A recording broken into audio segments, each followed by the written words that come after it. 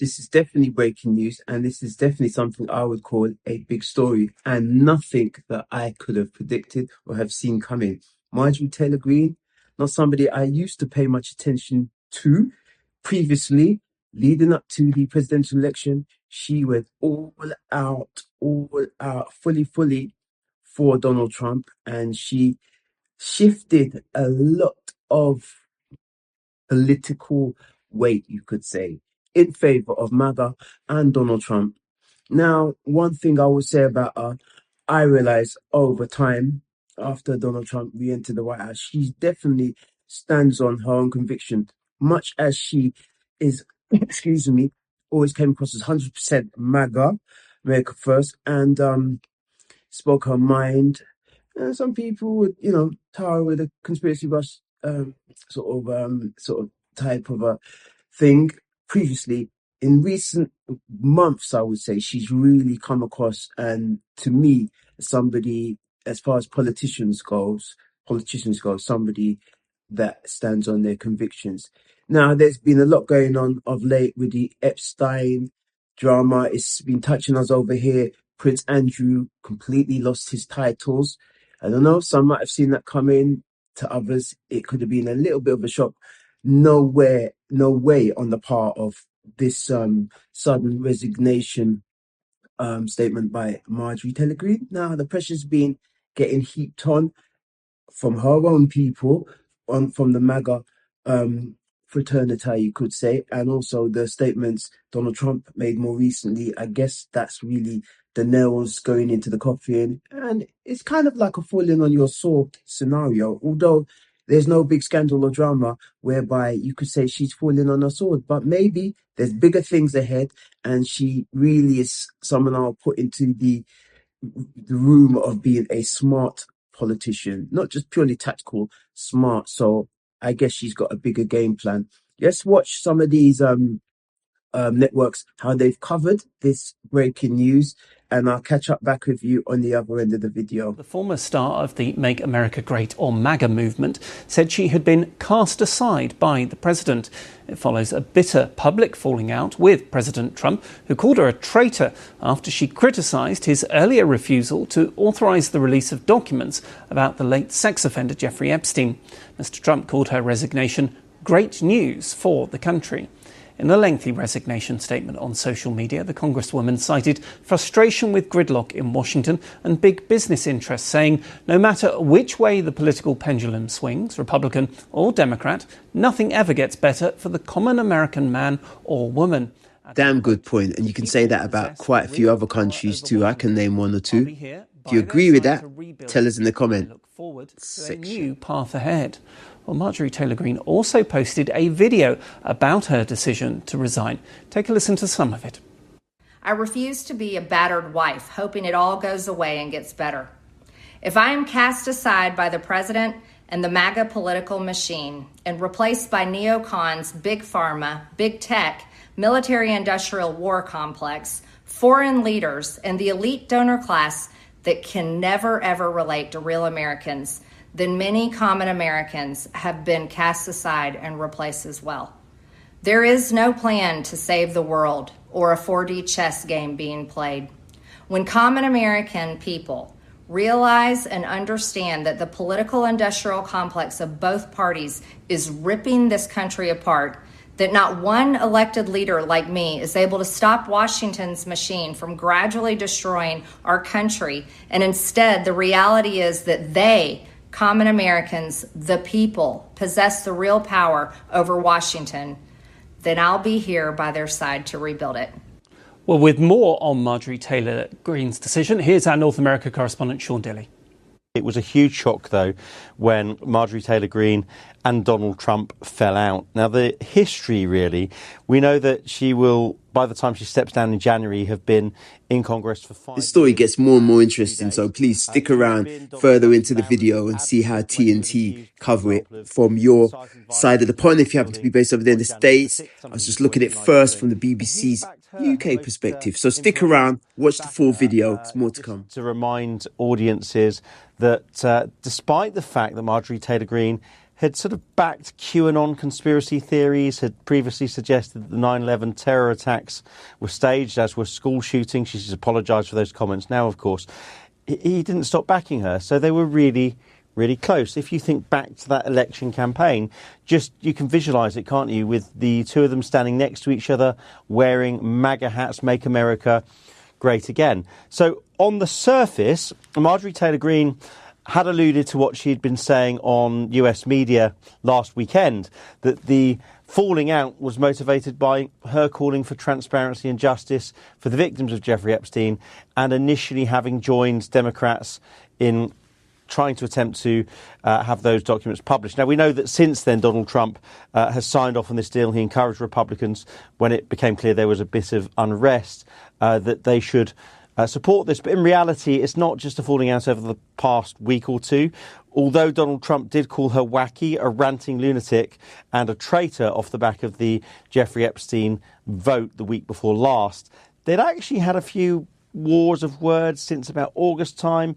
She had said, representing her constituents in Georgia, in the south, on the east side of the United States, she'd attacked the administration for not doing enough to drive down those costs of living, not doing enough on lots of things in terms of domestic policy and focusing on foreign policy. But it really was shocking that they'd fallen out. It's less shocking that she's resigned now. The question is she taking one great big swing as she leaves the political arena, or is she opening the door to something else? Sean Dilley, and this is the scene live looking at Capitol Hill, just gone 2 in the morning, 2:15 in Washington. Now, on the same day as President Trump called it great news that his former ally Marjorie Taylor Greene was quitting, he's spoken positively about one of his main political rivals, New York's incoming mayor, Zohran Mamdani. Mr. Trump said he wants New York to do well after the pair's first face-to-face meeting at the White House. Mr. Mamdani, a self-described democratic socialist who won New York's mayoral race earlier this month, had asked for a meeting with President Trump to discuss the cost of living and public safety. In a news conference, the two men, who've previously traded fierce verbal attacks, said they'd agreed on the need to make New York a safer and more affordable place to live. Wow, that's all quite interesting. Let's see how TNT covers it from their point of view. Got the BBC's take. You see how you guys cover it over your end of the pond. No difference in anything, and we're going to be helping him. Breaking news. Marjorie Taylor Greene says she's resigning from Congress, stepping down effective January 5th. Wow. She just had this huge fight with Donald Trump. I don't know why in the world she's doing that. The story just broke. She was finally having a positive impact in Congress on the Epstein files, on questioning Israel's funding, on now actually she joined Ro Khanna's bill and others' bill to lower drug prices.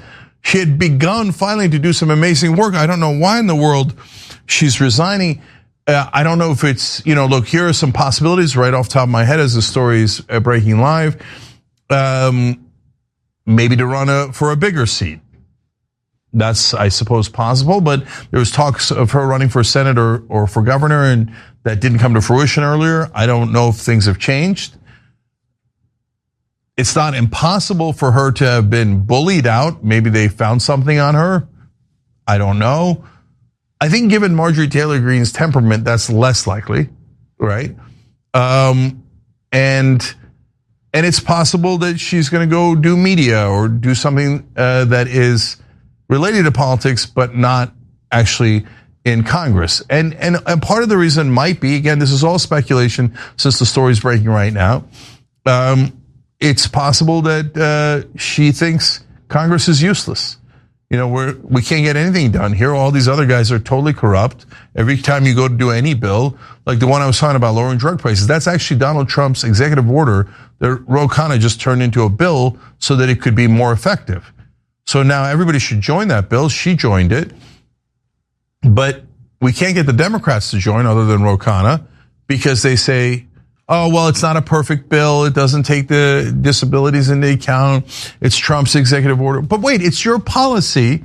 It's Democratic policy to have most favored nation status, so we're not paying any more than the Germans, the French, the Canadians, the Japanese, etc., for the same exact drugs where the drug companies still make a ton of profit. Democrats are like, no, we're not going to join. The Republicans, it's a Trump executive order, and only 4 or 5 of them have joined. Why? Because almost all of Congress is corrupt, and they work for the drug companies. They're lying. They're all liars. So whenever you give them something that's a layup, paid family leave sits at 84% popularity. Give moms 12 weeks off after they have a baby. They're like, no, we're never going to vote on it. We're never going to vote yes. We don't care if it's 84%, 94%, or 104% of the American people. We work for the donor class. So maybe she got frustrated and left because of that. I don't know. Maybe she got frustrated because of the Donald Trump fight. Or maybe she thought she was going to lose her primary, but that would be very, very surprising. She usually likes the fight, and I don't think she was going to. I don't think there was. In fact, we had a story planned today where a couple of outlets went and talked to people in her district, and they're like, no, we're definitely sticking with Marjorie Taylor Greene. And so this is a very puzzling, very surprising move. Perhaps she'll soon explain why she did it. But for now, we know that Marjorie Taylor Greene leaving Congress on January 5th. I'm super disappointed by it. If you're a populist, look, I'm on the left, and I disagree with a lot of things that Marjorie Taylor Greene is in favor of. I mean, just a couple of weeks ago, she said we should do a national divorce. No, we shouldn't do that at all. That's a terrible idea, right? And I could list many other things that I vehemently disagree with her on, right?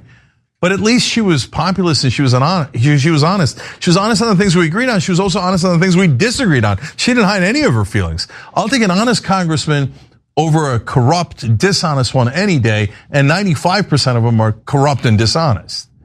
So anytime anybody that's actual populist leaves, to me, it's devastating. I think it's terrible. You got to stay and fight. I don't know if she'll change her mind or not, but it doesn't look like it. But if you guys, especially if you're a right-wing populist and you like Marjorie Taylor Greene, try to talk her out of it. There's Massey and Greene on the right, there's Ro Khanna on the left, and together the 3 of them just defeated the other 532 people in Congress and got the Epstein files released. Now we're down to 2 of them? No. Go back in the ring. We need you in the ring. Even on so what, I disagree with you on a bunch of stuff, on the majority of stuff. At least you were being honest. At least you were being populist and uniting on the things we agree on. So look, if you had told me this a year ago, I would have had the exact opposite reaction. I would have been ecstatic that Marjorie Taylor Greene's leaving. But she just made the turn to actually uniting and being a true populist and fighting for things that we care about, lower drug prices, and yes, American sovereignty and protecting American voters and American citizens. This is the worst time to leave. So, all right, but that's the news. And obviously, finally, same story, courtesy of CNN. Marjorie Taylor Greene posted on her X account the announcement: she's resigning next month. Her last day, she says, January 5th. I'll be resigning from office with my last day being January 5th, 2026. And I look forward to seeing many of you again sometime in the future. May God bless you all, and may God bless America. Back with us now, David Axelrod and Shermichael Singleton. Shermichael, to you first as the Republican in the conversation. President Trump recently said he wanted her primaried. She recently said he was wrong. She stood up to him on the Epstein files, and she won. What do we make of this? I mean, I'm a bit surprised. I mean, Thomas Massey is also up for re-election, and he's been able to, in a very unique way, pivot despite the president's attacks. I was actually just talking to a friend who's very close to the congressman a couple days ago, and he was telling me that the congressman has actually seen his fundraising numbers increase by focusing on H-1B visas and focusing on prioritizing work for Americans. And so I would have argued, if I were advising her, hey, you might be able to get through this brief moment in time, but perhaps she thought otherwise. Maybe she's looking at future plans, but this is a big shocker, John. Her people, David, have said she could survive, that she's been raising money and that she thinks she's safe in her district. To Shermichael's point, she did say, I'll see you again. What do we make of that? I think that was the key. That was the key takeaway to me. I think she would have won in her district. I don't think this is her assessment of her chances in this election. I think she surveyed, first of all, what it meant to come back to a House where the president was unhappy with her. She has a bad relationship with the Speaker of the House, probably in the minority. And she decided that there might be greener pastures. Remember, John, she wanted to run statewide this year. She wanted to run for the Senate, I believe. And that was turned thumbs down by the White House and the powers that be in the party. I think that may be part of what her estrangement has been about, not questioning her sincerity on this Epstein issue. But I think she's got her eye on bigger things here. As she said, I hope to see you down the line. And I think that is a precursor, because what we know is she is formidable. She's one of the most formidable fundraisers in the Republican Party. She knows how to get attention. And she has made this transformation here that is interesting, still a MAGA person, but much broader in her reach. So, I think this is not the end of the story here. Not the end of the story. The question is, what's the next chapter, Sir Michael?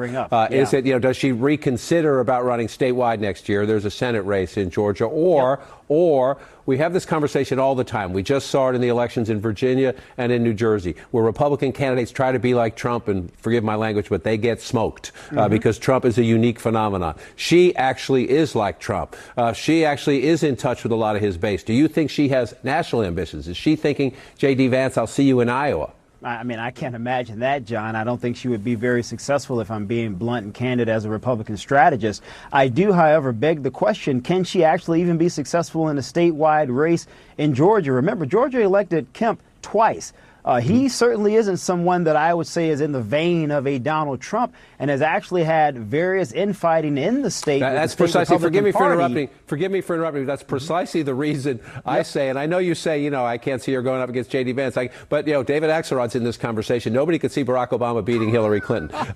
Donald Trump is president of the United States for a second time. Nobody could see him winning the Republican nomination or the White House the first time, and a lot of people said he could never win the White House again after January 6th. That is why I say we live in the age of improbable success stories. Yeah, but John, I don't think she's a Barack Obama or even a Donald Trump. And if she's thinking about a statewide race, and I would imagine David would potentially agree with me here, what is the constituency to propel Marjorie Taylor Greene statewide? She wouldn't get Donald Trump's support, and I doubt that she would get the support of the current Governor Kemp. So then what would be that path to a Marjorie Taylor Greene success to the U.S. Senate? I just don't see it. David, hang on with your thought. I just want to bring into the conversation. Hang on, David, just one second. I want to bring in to our conversation with some new reporting our senior White House correspondent, Kristen Holmes. Again, Kristen, this is very dramatic, coming at the end of a week where Donald Trump and Marjorie Taylor Greene, once very close allies, have had a very public and very nasty breakup. Yeah, and one of the most remarkable things about this is I have talked to a number of people who are close to Marjorie Taylor Greene who described the last several days as painful for her. I mean, you got to remember, there are a number of different kinds of Trump supporters in Washington. There are the supporters of convenience, and there are the true believers. And I do tend to think that overall, the true believers are fewer and farther between. And she was a true believer when it came to Donald Trump. And I think that part of her never thought it would get this bad with the president. And even when she was speaking out against him, I don't think she thought that he would personally attack her. And of course, as we know with President Trump, almost always loyalty is a one-way street. And she learned this the very hard way as a true believer, who then essentially got excoriated by him online. And I will tell you, I was talking to people who were close to her who were telling me that she was getting threats nonstop. I know she posted about this. And then you had President Trump, even with that, saying that she was playing herself or portraying herself as a victim.